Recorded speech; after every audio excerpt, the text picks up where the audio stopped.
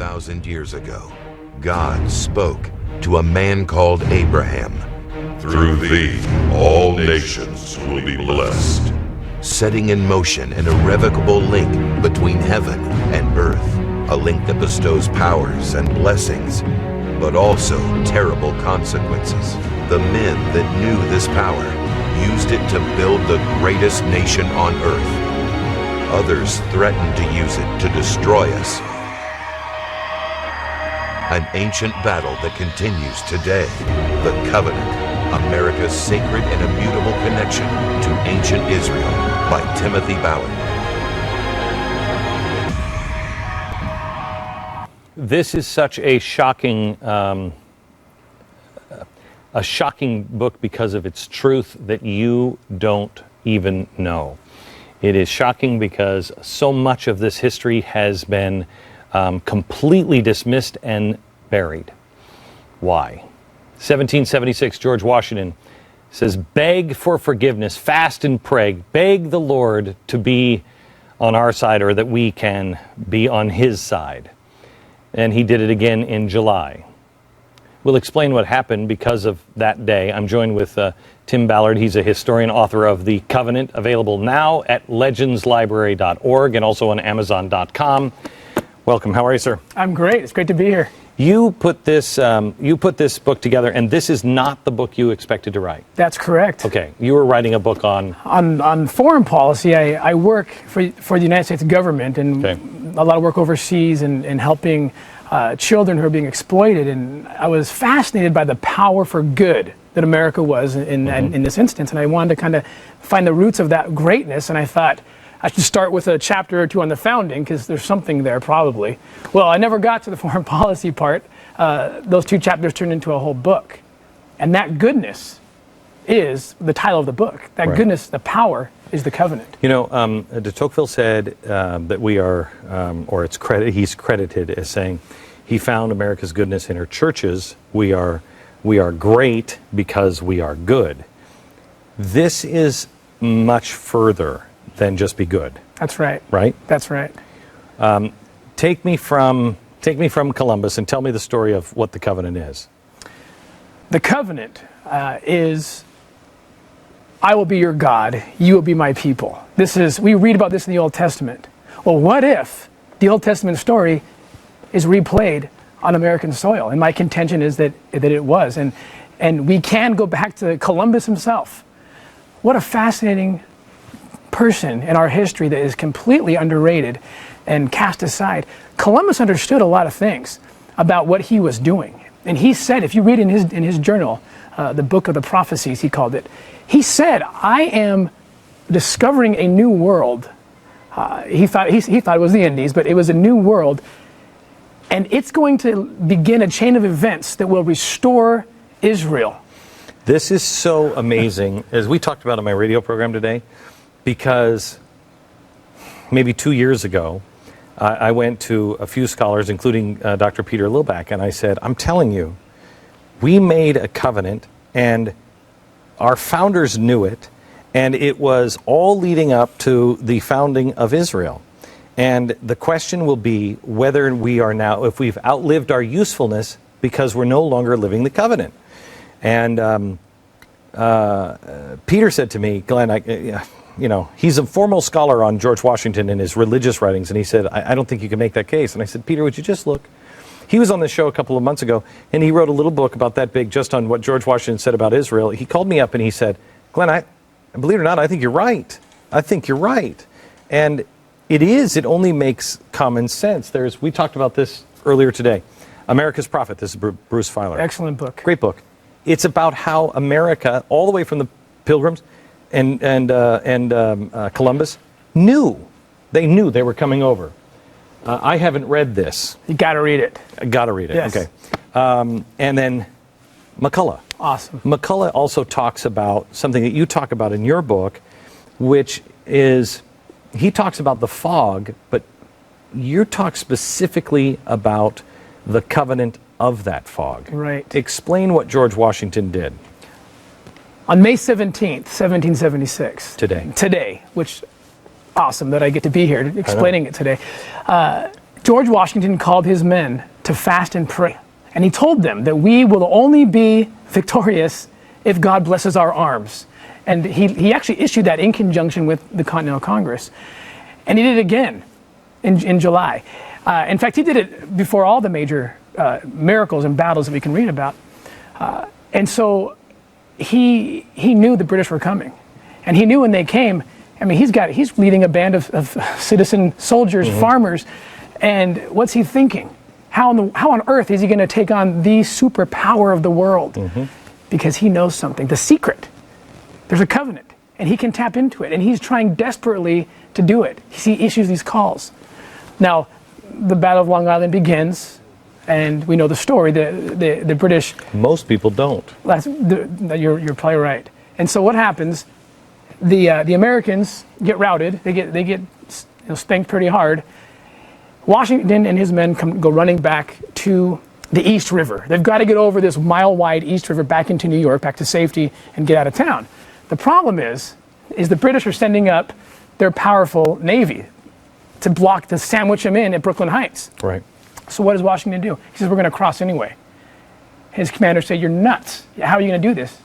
Again, Washington knew. Nighttime falls. They make the crossing. The British land troops don't know he's on the move because they keep the campfires going, make it seem like they're bedding down for the night. An enormous windstorm, and McCullough talks about this, rushes down this East River and keeps the Navy back. The British can't make their way up. And he makes his crossing. Now, night is going to break. Okay, the sun's coming up. The scheme will be exposed. What happens? Right as the sun comes up, a pea soup fog drops down. They called it a pea soup fog, a providential fog. It was God. They knew it. They said it was. All of them. All of them. Even the British. And yeah, they did. They had to. What else could they say? The fog wasn't anywhere else. It was just right there. 20 minutes after the last man crosses that river, and that last man is Washington, that says something, the fog dissipates. In enough time for the British to look over the river and just put their hands in the air and say, what on earth? Where did they go? How did that happen? Yeah. Yeah. It was a miracle. Okay, so you contend, and I do as well, that when we got down on our knees and prayed and fasted and begged God, forgive us, please help us, we will do your will, we're not asking you to be on our side, we'll be on your side, will you just be our God, we'll be your people. That just as he did with ancient Israel, he made a covenant, and he honored that. We have slipped out of that covenant several times. I think we started slipping out of that covenant after all the founders died around 1830. It got ugly, manifest destiny. But then we slipped back into it, and you know the scene. It's when Lincoln is on the battlefield, and he keeps losing and losing and losing. His son dies, right? Absolutely. And he's like, what do you want from me? Yes. And he makes a covenant on a battlefield. That's exactly right. And he makes this covenant, and it happens again, right? Absolutely. Okay. When we come back, I want to talk to you about the presidents that were that have made the covenant, because I'd like to know, how did we make it through World War II? Because I don't think FDR was making this covenant. And then also what the covenant is, because there's specific things at the end of the book that you say, these are the things we have to do. Do you want this blessing? You have to do these things. Back in just a second.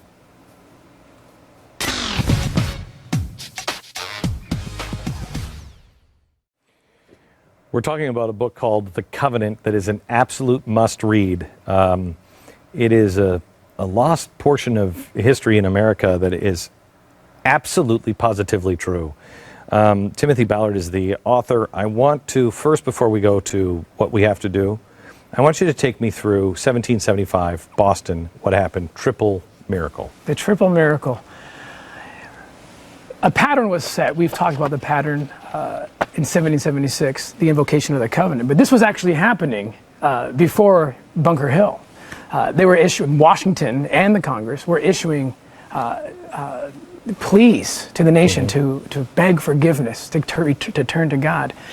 Washington lands in Boston. Bunker Hill had already happened, and he's rearing to go. What's going on is that the British have seized the city, and Washington and his men are on the outskirts across the Charles River, and Washington wants to get in there. By the spring, or thereafter, a little after, in the springtime, March, the British pick up and take off before there can be a battle. Washington walks into the city, and he's upset. He wanted to take them on. He walks in, and he has this moment. He says, we would have been crushed. The city's fortified beyond anything we could have done. It would have been over. The miracle here is that God kicked him out of Boston. It was a triple miracle. First, and rewind before Washington gets into the city, the portly Knox, bookseller and general extraordinaire, knew the covenant, read the scriptures with his men. Washington sent him on an impossible journey. 300 miles, go seize the guns of Fort Ticonderoga and bring them back here, because we have no guns. And in the meantime, Washington's figuring out a plan. How am I going to attack and get the Boston back? Dorchester Heights, south of Boston, it's the high ground, the only high ground besides Bunker Hill, which they had lost. Washington says, let's take it. Well, the British know it's there, and they're saying, if they move on that thing, attack, because that's the only place they can even have a chance at us.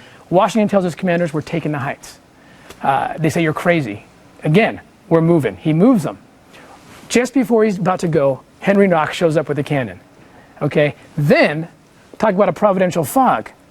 The night he's going on to take the heights, a fog drops down. And this is their words, not mine. A fog drops down so the British can't see anything down below. They get the cannon all the way to the top of the mountain, to the heights. And it's a beautiful, clear night above the clouds. They can't believe it.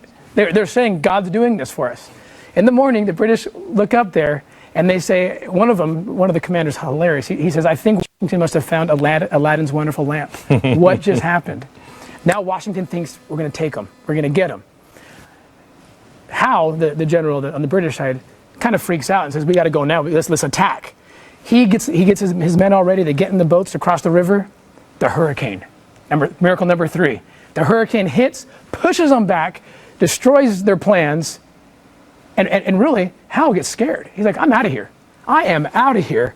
And that's when Washington comes in, and he's kind of ticked still because he wanted to fight. And that's when he says, look what God just did. That Sabbath, he goes to a church before heading out of New England. He goes to a church and hears the sermon. And the sermon identifies this cause as Israel's cause. He quotes, the pastor quotes in Exodus, and he says, when God fights for Israel, Israel wins. Okay, how true that is. Let me go now quickly to the scene on the front cover of your book. Here it is.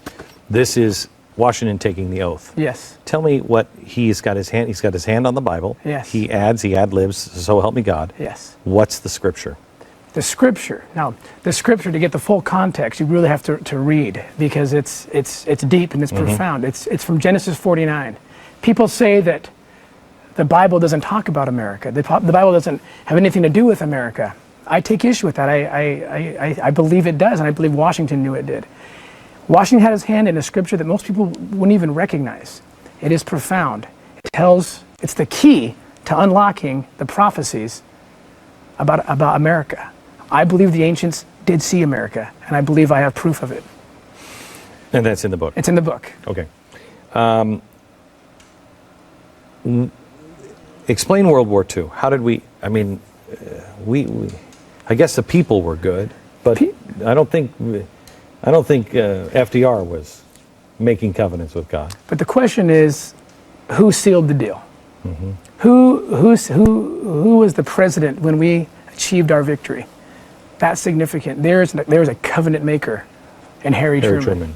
Harry Truman knew. He read his scriptures. He was just a brilliant man and a God-fearing man. Yes. And if it wasn't for Harry Truman, Israel wouldn't exist. Exactly. And all the gates of hell opened up against Harry Truman to establish to Israel. We are moving away. We're moving in the wrong direction now. How long have we been doing that, do you think? I think it's been a constant battle. But I think in the last, maybe decade or so, we've been going further and further away. All right. So let me go to the end here, where you say there are certain things that we have to do, a charge to keep, living the covenant today. You just go over. The first one is keep the commandments and serve the God of the land. Right. Pretty easy. It's pretty, yeah. Yeah, pretty Turning to simple. God. Next one. Promote separation of church and state, not separation of God and state. Yes, what a concept that we just have lost. Our jurists, our secular jurists have completely forgotten. There's a difference between separation of church and state and the separation of God and state. Separation of church and state means we don't want any religion supporting or hurting or meddling with any particular denomination, any set of beliefs. But that's not to say that God is to be taken out of this. Religion doesn't equal God in the sense of the First Amendment. And the founders knew it. They're the ones that wrote the amendment in the first place, and they welcomed God at every opportunity. I think it was also that get government out of the church. Leave the church alone. Leave it alone. Exactly. Participate in government. Yeah, we need to pay attention. I mean, yeah. Don't legislate immorality. Right. I always hear it the other way. You can't legislate morality. And I agree with that too. We cannot. I wouldn't legislate morality because we need to keep freedom alive. You don't want to start telling people you have to do this. It has to be your choice. But the flip side of the coin, you don't legislate immorality. You can't slap our national seal on something that is immoral behavior. You live and let live, but you can't say we're going to promote and sponsor this. How does God look at that, looking down at us? What is be slow to political wrath? That's step number 5. That has to do with the idea that we as a nation pick at each other as if it's some sports contest. Republican versus Democrat, and we get we're not worried about truth anymore. We get so angry that we're not even worried about finding the truth. We're just worried about looking like we're right. See, because I have to tell you, I mean, because we do a lot of research on the show, and we struggle because we get really pissed off because nobody's looking at the truth. I got pissed off with George W. Bush. I was called on the carpet in the Oval Office as I spoke the truth. The same thing with Barack Obama. Yes. And we have to stay away from political wrath, but that doesn't mean that we stop speaking the truth. No. And I say in that very section, righteous indignation. That's not what I'm talking about. We can have that. We should have that. We need to scream out and call, as long as we're looking for the truth. Let not your heart be troubled, neither let it be afraid. One of my favorite scriptures. Yes. Meaning? People, again, go back to Israel, because it's just being replayed again. The children of Israel were scared. A lot of them, if you read the account, they left slavery. Some of them wanted to go back because they realized something. With freedom comes responsibility. Mm-hmm. We have, freedom from slavery is slavery to goodness. Martin Luther King said that, and he understood these principles. And what's happening now is people are scared. Instead of putting their faith in God, I mean, you talk about this all the time, they're putting their faith in Pharaoh. Mm-hmm. They're putting their faith in the state. Take us, feed us, do everything for us. God's saying, turn to me. I will make it happen. Fear not. I will make it happen for you. The state's not. They'll take you by the hand, but they're going to lead you in the wrong direction. Deliver the Bible, number 7. The Bible is our roadmap. The founders said we're the new Israel. The Pilgrims said it. The revolutionaries said it. We're the new Israel. So the roadmap is in the Old Testament. That tells the Old Testament largely is the national covenant. That's what it is. The New Testament talks more about your personal covenants in your personal faith and your relationship with Christ.